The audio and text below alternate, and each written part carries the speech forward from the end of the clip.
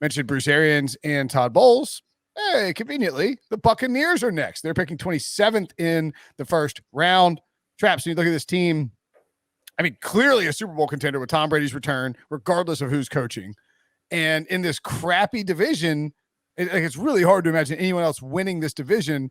How do you see them approaching the first round and really the draft as a whole? And what are their biggest needs and who could they target? Just offensive and defensive lines. I mean, even after trading for Shaq Mason, which I think was a great trade for the Buccaneers, and it feels like that was maybe a move that when Tom Brady came back, he said, "Hey, I'm unretiring, and you guys are trading for Shaq Mason." They still lost another guard with Ali Marpet retiring and Alex Kappa signing with the Bengals. So if Zion Johnson is there, I think that would be a home run. It kind of feels like that's what's going to happen.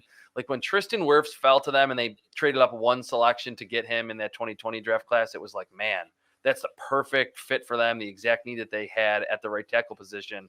If they went Shaq Mason and Zion Johnson at their two guard spots after being really strong at that position for the longest time, that would be a huge boon for that organization going into, year 3 with Tom Brady.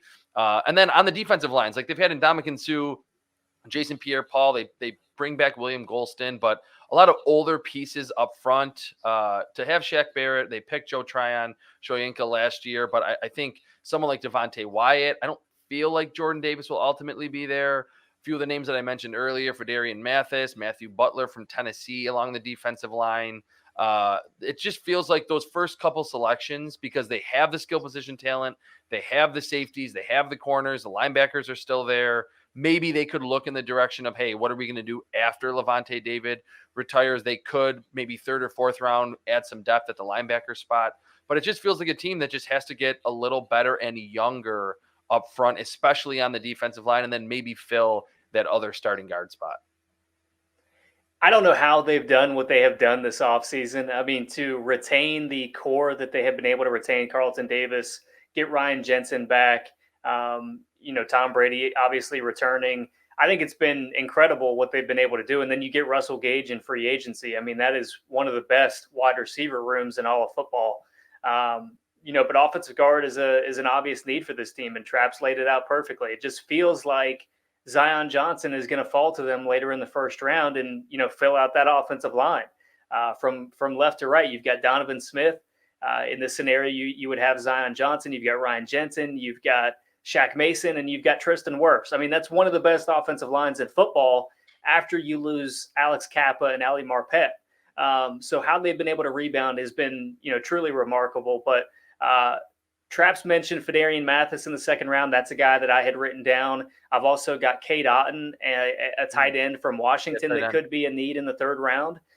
Because to this point, Rob Gronkowski has not made his decision on whether he is going to return or not. We would probably all agree that he is going to return at some point, but as of now, he has not. So the tight end position, yeah, exactly.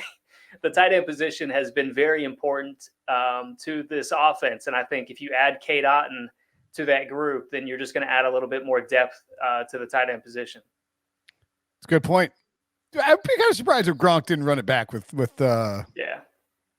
his buddy Tom. But I also am not surprised that he's taking his sweet, sweet time to let everybody know. If I was a veteran NFL player, I am 100% like waiting as long as humanly possible to make a decision. Like if I'm retired or like I'm a free agent, I'm like, look, I'm not coming to training camp. You can sign me in August. Okay. Like I'll see you in August. I don't need any reps with old 12 there. I think we're good on that one.